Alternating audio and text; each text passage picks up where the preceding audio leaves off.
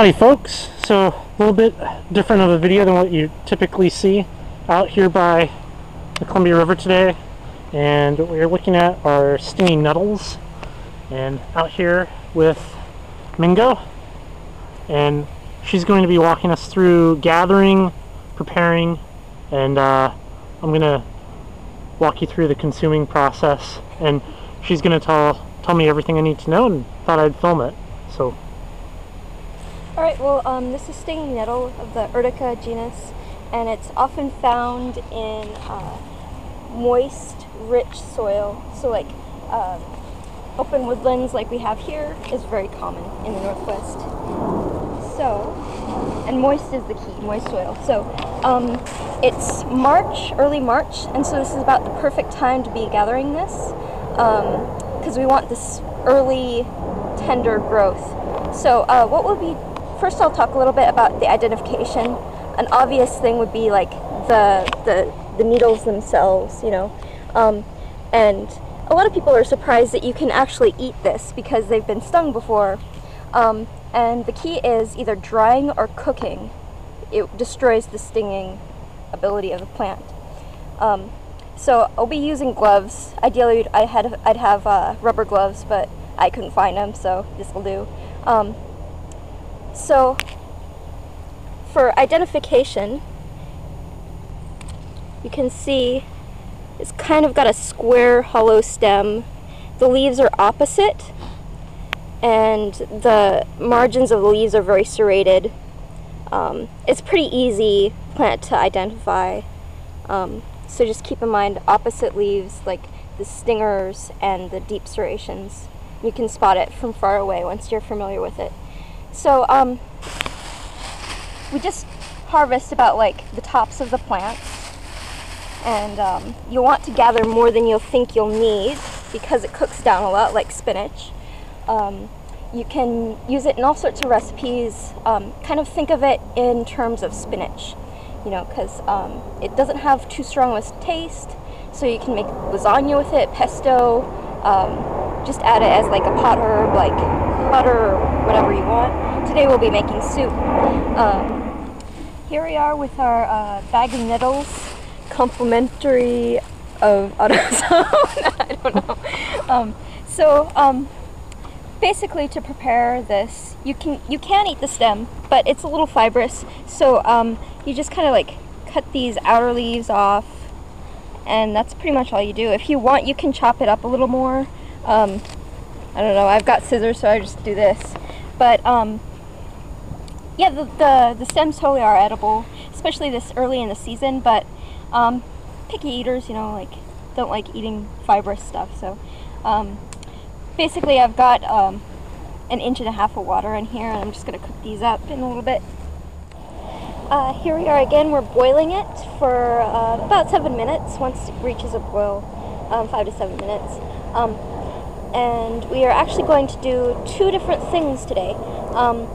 Instead of like taking it home to a kitchen, obviously making some sort of gourmet thing, I figured it might be a more practical thing to show you how to do this kind of thing. Like if you're out in the wilderness and all you got is your backpack, you don't want to be like carrying around a lot of stuff, and you're very conscious about weight. So we're gonna do a soup that's gonna be thickened and like seasoned with like basically instant mashed potato mix, and we're also gonna make some couscous. So both very like simple things to do if you're backpacking. Get some like fresh greens in your diet. So here we've got the one that I'm going to use for the couscous, and I've added some vegetable bouillon powder and some dried onions. At this point, gonna add some couscous. I'm just gonna use my hand. And couscous is extremely like quick cooking. You just need to really add it to boiling water. I'm gonna heat it up on the fire really quick after I stir this in. So yeah, just follow the directions on whatever sort of stock you use, or bouillon powder.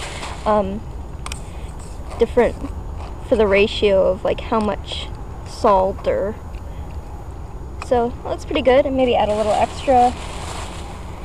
put it back on the fire. Here we've got our soup, or will be soup. We've cooked the nettles and they've lost their stinging capacity. Tastes like spinach, pretty much, very neutral flavored, tender. I'm gonna add some instant mashed potato mix. Probably good. It's about half the bag.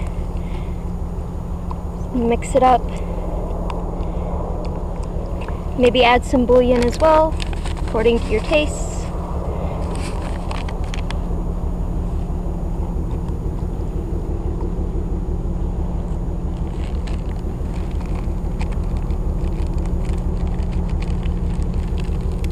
And again, put it back on the fire just to heat it up again.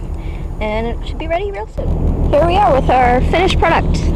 Couscous, made with wild nettles, stinging nettles, and nettle potato soup. Now if I was at home, I'd probably just put this in the blender at that point to get a smoother consistency, but it tastes great to me. So you might be wondering, what happens that it stings you like this, but you can eat it in a soup?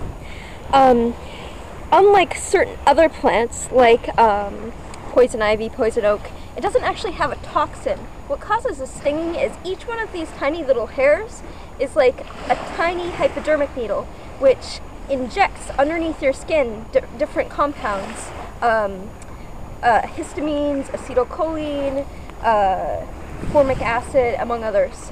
And so an analogy would be like lemons are not poisonous. However, if you think of like injecting lemon juice under your skin, it doesn't sound like it'd be too pleasant. So basically that's what causes that. And when you cook it or dry it, the cellular structure of that needle breaks down, making it completely safe to eat or make tea. While we've got this out, I want to tell you a little bit more about the uses of nettle. In the spring, it's a great herb, like pot herb to eat. Later in the fall, you can also use the stalks to make fiber, like cordage, and hopefully you can do a follow-up video of that in the fall. And you can also, there's some medicinal properties to it as well as we'll talk a little bit about the nutrition. As a green, a leafy green, it's unique in that it contains 25% by dry weight of protein, which is high for a leafy green. It's also high in vitamin K. It's been used to stop bleeding, and a folk remedy for rheumatism was actually like urtication, which was flogging yourself like with the nettles. I think I wouldn't want to do that, but if it worked, I don't know.